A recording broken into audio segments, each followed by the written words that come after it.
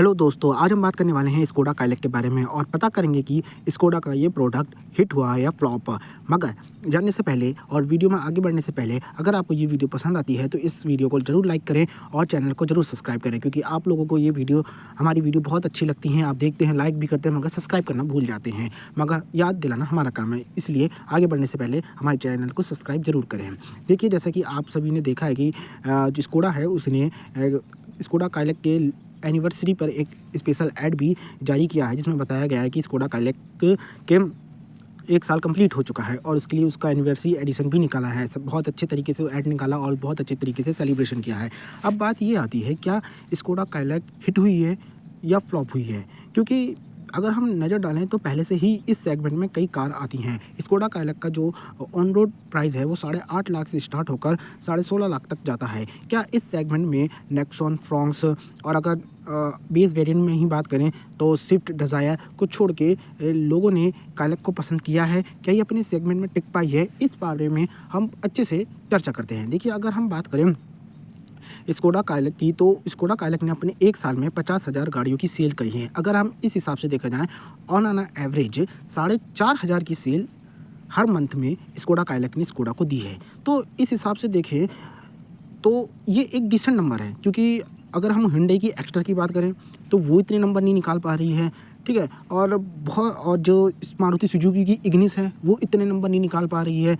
तो स्कोडा का प्रोडक्ट होके भी इसने इतने नंबर निकाल लिए, जबकि लोगों में काफ़ी जो क्वेरीज रहती हैं, शंका रहती है स्कोडा के बारे में, तो उस हिसाब से ये अच्छा नंबर है। और अगर हम डीलरशिप की बात करें तो स्कोडा की जो डीलरशिप है वो इंडिया में 222 से लेके 234 के बीच में है, पूरे ऑल ओवर इंडिया में। वहीं अगर हम मारुति की देखेंगे तो इससे तो 10 गुना ज़्यादा मारुति के शोरूम्स हैं, स्कोडा के तो इतने कम हैं, ठीक है। तो मेरा कहने का मतलब है कि स्कोडा के इतने कम शोरूम होने के बावजूद, इतने कम सर्विस सेंटर होने के बावजूद, इतने कम एरिया में, इंडिया के शहरों, गाँवों और टाउन्स में इतने कम पकड़ होने के बावजूद पर मंथ 4,500 की सेल्स निकालना एक अच्छा नंबर है, ठीक है। क्योंकि अदर कंपनी की बात करें, उनके इतने डीलर्स हैं, ठीक है, फिर भी उनकी कुछ गाड़ियाँ ये नंबर नहीं क्रॉस कर पा रही। उस हिसाब से ये एक अच्छा नंबर है। ये तो बात हो गई कि डीलरशिप के पॉइंट ऑफ व्यू से। अगर हम बात करें कंपटीशन के पॉइंट ऑफ व्यू से, तो कंपटीशन के अंदर जैसे कि अगर हम इसका कंपटीशन देखें तो नेक्सॉन इसके कॉम्पिटिटर में है, फ्रॉन्क्स इसके कॉम्पिटिटर में है, ठीक है। और बहुत से लोग तो इसका बेस मॉडल को पंच और स्विफ्ट से भी कंपटीशन करते हैं।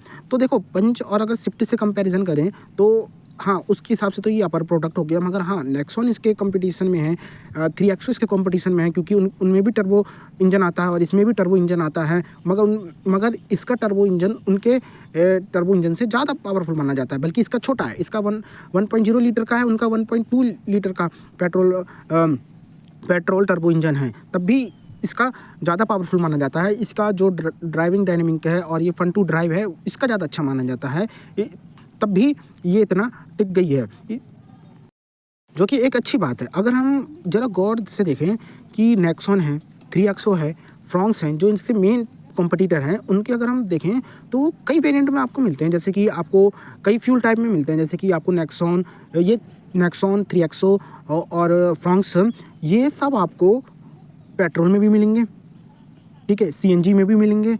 और अगर हम फ्रॉन्क्स को हटा दें तो 3XO और नेक्सॉन आपको डीजल भी प्रोवाइड करते हैं। और यहाँ तक कि इसके कॉम्पिटिटर में एक कार और आती है, वो है हुंडई वेन्यू।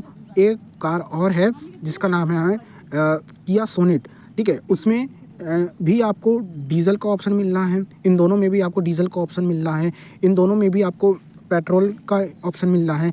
इन सब के होने के बावजूद, इन सब की भीड़ में एक 4,500 का नंबर निकाल के देना, जबकि एक तरफ आपके पास टाटा नेक्सॉन है जो पिछले कुछ महीनों से पता नहीं उसको क्या हो गया है, 20,000 का आंकड़ा पार कर रही है, 22,000, 30,000 का ला रही है। उन सब की भीड़ में एक अलग 4,500 का सेल्स निकाल के देना स्कोडा जैसी कंपनी को, जिस पे लोग अभी ढंग से टेस्ट भी नहीं करते हैं और ढंग से लोगों को सर्विस के बारे में पता भी नहीं है। और उनके एक मिथ फैला रखा है कि ये ज़्यादा सर्विस लेते हैं, इनका मेंटेनेंस काफ़ी हाई होता है। उस हिसाब से 4,500 का नंबर निकालना एक बहुत ही अच्छी बात है।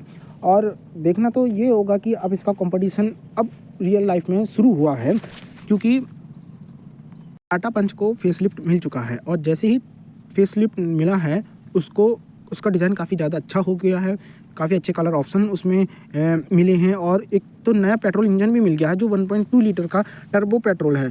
तो इस कारण से जो पंच है कहीं ना कहीं इसको नुकसान पहुंचा सकती है आने वाले समय, इसके लिए काफ़ी ज़्यादा इंपॉर्टेंट है क्योंकि अब टाटा पंच भी इसके सेगमेंट में उतर चुकी है।